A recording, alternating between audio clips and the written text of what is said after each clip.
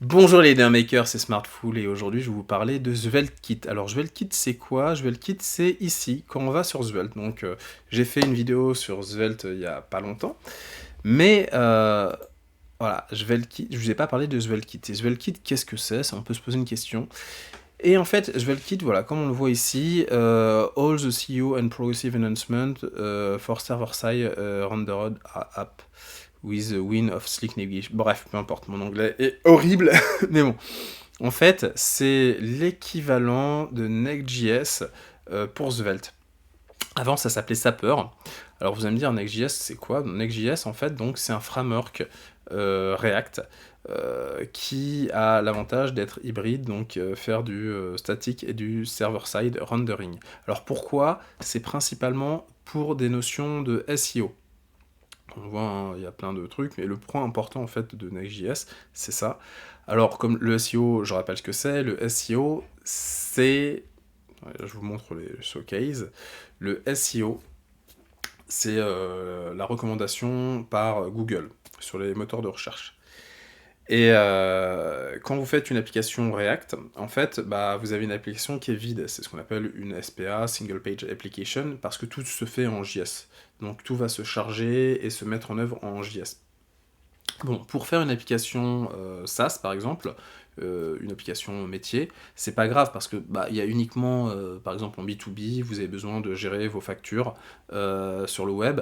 Votre outil de facture, c'est pas grave si c'est pas... Et au contraire, vous n'avez pas envie que n'importe qui puisse arriver... Alors, n'importe qui n'arrivera pas dessus, mais il n'y a pas de besoin que votre application, que votre logiciel sur Internet puisse être visible par d'autres. Vous avez uniquement besoin que la page vitrine soit mise en avant. Alors, pour tout ce qui est site vitrine, on a besoin de SEO, mais aussi pour d'autres choses. Donc là, bah, par exemple, en finance, voilà, on a... ça, c'est les sites vitrines. Alors, je me pose la question de l'utilité d'utiliser un framework pour les sites vitrines, mais bon, ça, c'est un autre sujet. Pour tout ce qui est news, bah, news, on a besoin quand même d'une application front qui peut être complexe. Donc là, par exemple, il y a Futurism qui utilise ça, il y a Tencent News, et les autres, je connais pas trop. A24, Friday Digital.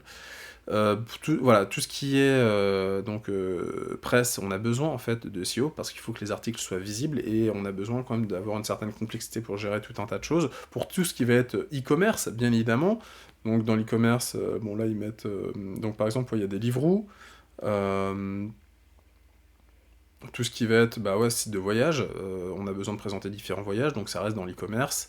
Hein, tac, tout ce qui va être...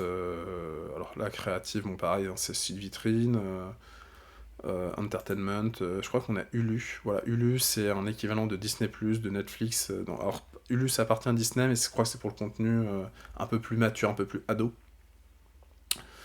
Il y a quoi? TNT, voilà, bon, TikTok, Twitch, hein, Netflix pour les jobs, bah oui, tout ce qui va être annonce, site d'annonce, bah, on a besoin d'un outil, enfin, d'un site front qui est quand même assez complexe, et donc, voilà. Et là, marketing, bah, marketing, c'est tout ce qui est en site vitrine aussi. Bon. Et donc voilà, c'est histoire de dire, histoire de vous présenter ces usages. On a donc Next.js pour React. Pour Vue, on a Next, donc c'est comme Next, mais on met un U et c'est pour Vue.js. Et pour bah, Svelte, ils ont l'avantage d'avoir un... bah, voilà, d'avoir SvelteKit. Donc il s'appelait avant Sapper, mais qui a été refondé, qui s'appelle maintenant SvelteKit.